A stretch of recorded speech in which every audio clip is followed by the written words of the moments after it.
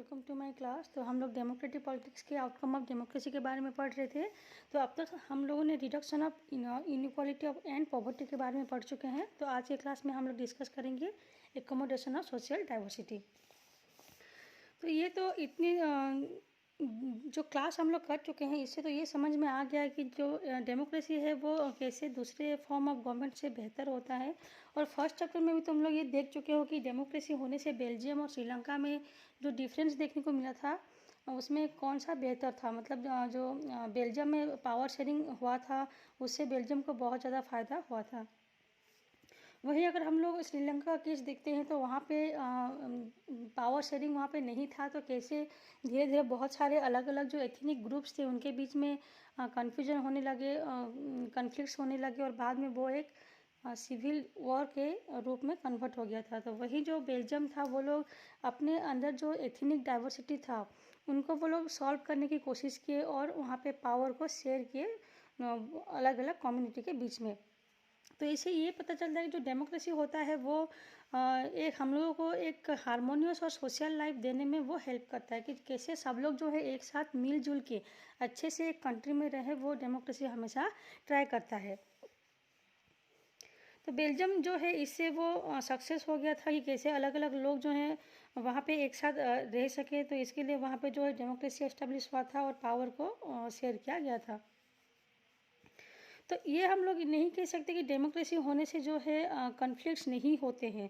तो ये कहना गलत होगा, क्योंकि ऐसा कोई सोसाइटी नहीं होता है या फिर ऐसा कोई कंट्री नहीं होगा जहाँ पे कि छोटे मोटे कन्फ्लिक्ट्स ना होता हो। लेकिन डेमोक्रेसी होने से ये फ़ायदा होता है कि जितने भी कन्फ्लिक्ट्स होते हैं उसको रिसॉल्व करने का एक वे मिल जाता है। तो कोई ना कोई सॉल्यूशन जो है डेमोक्रेसी में मिल जाता है। या फिर हम ये कह सकते हैं कि हम लोग जो हैं एक दूसरे के रिलीजन्स को या फिर एक दूसरे के लैंग्वेज को डेमोक्रेसी में रेस्पेक्ट देना सीखते हैं। तो इसलिए डेमोक्रेसी जो है वो हम लोगों के बीच में एक सोशल, पीसफुल और एक हारमोनियस लाइफ इस्टेब्लिश करने में वो हेल्प करता है। तो देखो इसमें देखते हैं एकोमोडेशन ऑफ सोशल डाइवर्सिटी। तो श्रीलंका के केस को देख के हमें ये सीख मिली है कि जो डेमोक्रेसी जो है वो दो कंडीशन को जैसे भी अचीव करना होता है। तो एक जो होता है ये कि it is necessary to understand that democracy is not simply rule by majority opinion. तो डेमोक्रेसी का मतलब ये नहीं कि वो खाली मेजोरिटी ओपिनियन से उसको रूल किया जाए। तो मेजोरिटी जो है वो हमेशा माइनॉरिटी के नीड्स, माइनॉरिटी के जो डिमांड्स होते हैं उनको भी साथ लेके चलना होता है, क्योंकि मेजोरिटी के जो नीड्स होते हैं या फिर जो ओपिनियंस होते हैं या फिर माइनॉरिटी के जो होते हैं वो हमेशा परमानेंट नहीं होता। आज जो ओपिनियन मेजोरिटी का है कल वो माइनॉरिटी का भी हो सकता है, या फिर आज जो माइनॉरिटी का है वो कल मेजोरिटी का भी हो सकता है। तो ओपिनियन जो है वो हमेशा सिचुएशन और कंडीशन के हिसाब से बदलते रहते हैं। तो इसलिए डेमोक्रेसी में उसको अगर बेटर आउटकम चाहिए तो माइनॉरिटी के साथ साथ मेजोरिटी जो है वो एक साथ मिल के सभी को और जो कंट्री है उसको रूल करना चाहिए। सेकेंड पॉइंट जो है, it is also necessary that rule by majority does not become rule by majority community in terms of religion और रेस और लिंग्विस्टिक ग्रुप। तो देखो मेजोरिटी जो रूल होता है तो उसका मतलब ये नहीं कि जो एक ग्रुप का मेजोरिटी है या फिर एक रिलीजन का मेजोरिटी है वो नहीं। तो मेजोरिटी मतलब हमें हर लैंग्वेज, हर ग्रुप, हर कास्ट, हर रिलीजन सभी को मिला के मेजोरिटी बनाना चाहिए। देखो अगर सपोज एक गवर्नमेंट को किसी एक रिलीजन के लोग ही उसको सपोर्ट कर रहे हैं या फिर किसी एक पर्टिकुलर लैंग्वेज के लोग ही उसको सपोर्ट कर रहे हैं, तो खाली लैंग्वेज के बेसिस में या फिर रिलीजन के बेसिस में या फिर कास्ट के बेसिस में हमें मेजोरिटी को काउंट नहीं करना चाहिए। तो मेजोरिटी का मतलब होता है हर एक रिलीजन, कास्ट या फिर लैंग्वेज सभी को मिला के कैसे मेजोरिटी गेन किया जाए। तो उससे ही वो होता है जो डेमोक्रेसी का आउटकम होता है वो अच्छे से आता है। तो rule by majority means that in case of every decision और in case of every election different person and group में and can form a majority. तो कोई भी डिसीजन लेना हो या फिर कोई भी इलेक्शन होता हो, जो कोई भी होता हो, तो अलग अलग लोग, अलग अलग ग्रुप और अलग अलग लैंग्वेज के लोग जो हैं वो मेजोरिटी फॉर्म करना चाहिए। तो डेमोक्रेसी जो है वो तब तक डेमोक्रेसी रहता है जब तक कि उसमें हर हर फील्ड से, मतलब हर कोई एरिया से लोग जो है पार्टिसिपेट करें, हर लैंग्वेज, हर रिलीजन, हर कास्ट से लोग जो है उसमें पार्टिसिपेट करें, या फिर कोई भी एक डिसीजन को सभी लोग मिला के उसको सपोर्ट करें। तो ऐसे में जो मेजोरिटी मिलता है उसी तक ही जो है वो डेमोक्रेसी रहता है।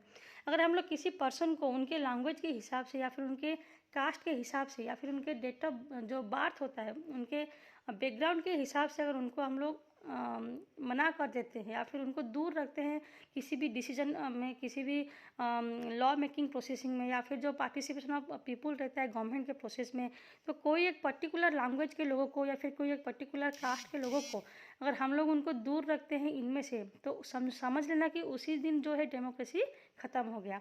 तो डेमोक्रेसी का मतलब ही है कि सभी लोगों को एक साथ मिलकर चलना होता है। तो ये था एकोमोडेशन ऑफ सोशल डाइवर्सिटी। उसके बाद देखो dignity and freedom of the citizen. देखो डेमोक्रेसी जो होता है वो बाकी के जितने भी फॉर्म ऑफ गवर्नमेंट है उसमें बहुत ऊपर है, वो बहुत ज़्यादा अच्छा है। ये कौन से फील्ड में कि जिस फील्ड में कि लोगों को रेस्पेक्ट मिलता है, तो डिग्निटी और फ्रीडम ऑफ द सिटीजन्स।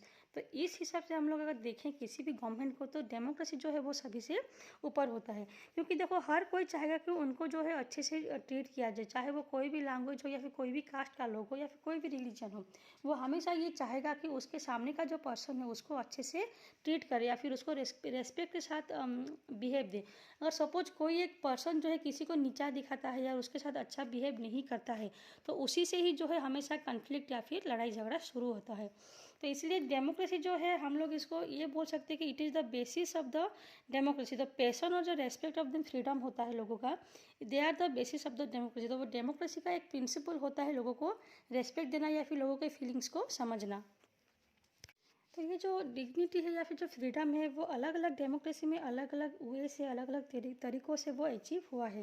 जैसे कि देखो कुछ कुछ सोसाइटीज़ ऐसे भी होते हैं जो कि लंबे समय से एक ग्रुप को या फिर एक रिलीजन को अपने अधीन पे रखे रखे आए हैं, या फिर वो लोग उनको डोमिनेट करते आए हैं। तो जो हाई कास्ट लोग होते हैं वो लो कास्ट को हमेशा डोमिनेट करते आए हैं। तो ऐसे कंडीशन में उनको जो है ये मानना थोड़ा डिफ़िकल्ट होता है कि सब लोग जो हैं वो एक जैसे होते हैं। तो इस सिचुएशन में जो बदलाव है वो धीरे धीरे आता है, या फिर सब लोग जो इक्वल होते हैं ये फीलिंग्स आने में थोड़ा लेट होता है।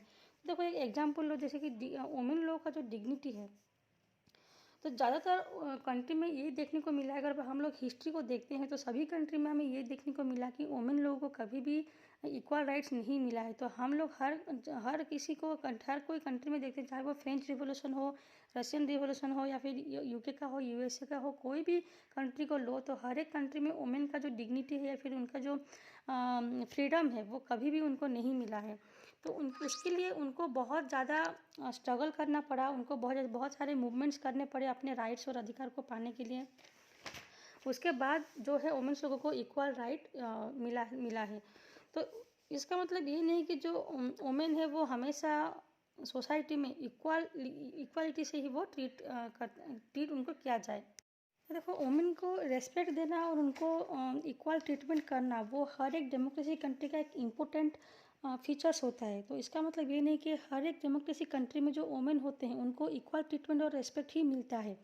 तो देखो एक बार अगर ये प्रिंसिपल अगर रिकॉग्नाइज हो जाता है, मगर मतलब जो वुमेन होते हैं उनको ये समझ में आ जाता है कि उनको जो है अगर हम लोग गलत तरीके से ट्रीट करते हैं या उनको जो है फ्रीडम को छीना जाता है, तो वो लोग उसके लिए कानूनी रूप से या फिर लॉ के साथ वो कोर्ट में जा सकते हैं, या फिर किसी के अगेंस्ट में वो केस फाइल कर सकते हैं। तो एक बार अगर किसी भी प्रिंसिपल्स को रिकॉग्निशन मिलता है, उनको मान्यता दी जाती है, तो हर एक वुमन के लिए आसान हो जाता है कि वो लोग अपने अधिकार के लिए लड़ सकते हैं। तो इससे पहले देखो ऐसा कोई लॉ नहीं था, कोई रूल्स नहीं था डेमोक्रेसी कंट्री में, वुमेन के लिए इक्वल ट्रीटमेंट या इक्वल राइट्स का जो प्रोविज़न था वो नहीं था। इसलिए जब वुमेन लोगों के साथ इक्वल ट्रीटमेंट नहीं होता था तो वो लोग उसके खिलाफ आवाज़ नहीं उठा पाते थे, या फिर वो लोग अपने अधिकार के लिए संघर्ष नहीं कर पाते थे। लेकिन अभी जो है हर एक डेमोक्रेसी कंट्री में ये लिखा गया कि वुमेन को भी इक्वल ट्रीटमेंट या फिर इक्वल राइट्स मिलना चाहिए। तो जब उनके साथ ऐसा नहीं होता है तो उन लोगों को जो है एक पावर मिल जाती है, या फिर वो लोग उसके खिलाफ लड़ने के लिए उनको ईजी हो जाता है। तो वहीं अगर हम लोग नॉन डेमोक्रेटिक कंट्री में देखते हैं तो वहाँ पे एक पर्सन का जो डिग्निटी होता है या फिर रेस्पेक्ट होता है उसके लिए कोई कानून नहीं बनाए गए हैं, कोई लॉ नहीं बनाए गए हैं। तो इसलिए वो अपने साथ जो इनइक्वल ट्रीटमेंट होता है तो उसके खिलाफ वो आवाज़ नहीं उठा पाते हैं, क्योंकि वहाँ पे ऐसा कोई लॉ नहीं है। तो इंडिया में डेमोक्रेसी ने जो डिसएडवांटेज्ड लोग होते हैं, फिर जो डिस्क्रिमिनेटेड लोग होते हैं, उनको समान अधिकार और समान राइट्स दिलाने के लिए जो क्लेम किया गया है, फिर जो लड़ाई लड़ा गया है, उससे इंडिया का डेमोक्रेसी जो है और ज़्यादा स्ट्रेंथ हो गया, मतलब और ज़्यादा मजबूत हो गया है। तो अभी भी ऐसे बहुत सारे एरियाज हैं इंडिया में जहाँ पे कि लोगों को उनके जाति के हिसाब से या फिर उनके कास्ट के हिसाब से उनको असमानता बिहेव मिलता है। तो यही एक रीज़न है जो कि लोगों को अपने डेमोक्रेटिक राइट्स, अपने वैल्यूज़ को समझने में वो हेल्प करता है। तो डेमोक्रेसी के बारे में और एक ख़ास बात ये है कि इसकी जो परीक्षा होती है, फिर जो एग्जामिनेशन होता है, कभी ख़त्म नहीं होता है। क्योंकि जब डेमोक्रेसी एक टेस्ट देता है या फिर कोई भी एक लोगों के जो उम्मीद होता है वहाँ उसको अगर पूरा करता है तो उसके बाद और एक टेस्ट जो है वो शुरू हो जाता है। तो जब लोगों को कुछ मिलता है डेमोक्रेसी से तो वो ये उम्मीद करते हैं कि उनको और कैसे अच्छा या फिर बेहतर गवर्नमेंट मिले। तो वो हमेशा ये ट्राई करते हैं कि जो डेमोक्रेसी गवर्नमेंट है वो कैसे लोगों की जो डिमांड्स होती है, फिर उनके जो उम्मीद होता है उसको एक के बाद एक वो फुलफिल करता रहे। तो इसलिए जब हम लोगों को डेमोक्रेसी के बारे में पूछते हैं या फिर उसके आउटकम्स के बारे में पूछते हैं तो लोग जो है हमेशा उसको कैसे और बेहतर बनाया जाए उसके बारे में हमेशा ओपिनियन देते हैं। तो जब लोग डेमोक्रेसी को लेके कोई ब्लेम करते हैं, फिर कंप्लेन करते हैं कि डेमोक्रेसी में जो है ये नहीं है या फिर ये ऐसा होना चाहिए या फिर उस टाइप का सिचुएशन जो है यहाँ पे नहीं होना चाहिए, तो कभी भी कोई भी कंप्लेन आता है तो उससे जो है एक रास्ता मिलता है डेमोक्रेसी को और ज़्यादा बेहतर बनाने का।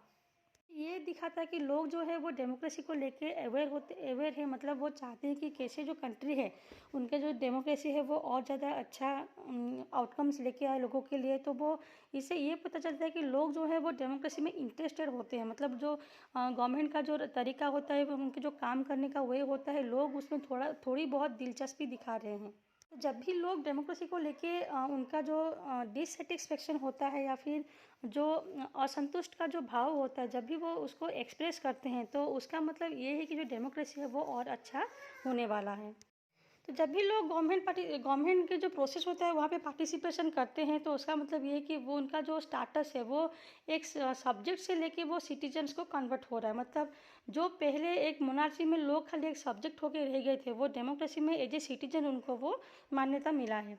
तो इससे लोग ये सोचते हैं कि जो डेमोक्रेसी होता है तो उससे वो गवर्नमेंट को थोड़ा बहुत फ़र्क होता है। जब वो इलेक्शन का टाइम आता है वो वोट देके किसी भी पर्सन को गवर्नमेंट बनाने के लिए हेल्प करते हैं, तो इससे लोगों को एक खुशी होती है कि उनका जो वोट है वो थोड़ा बहुत वैल्यू रखता है कि उनके वोट से कैसे वो एक गवर्नमेंट को वो चेंज कर सकते हैं। तो इसलिए ये सब जो होता है वो डेमोक्रेसी गवर्नमेंट का आउटकम्स होता है। तो इसी चैप्टर से हम लोग ये समझ रहे हैं कि कौन सा गवर्नमेंट जो है वो बेहतर होता है।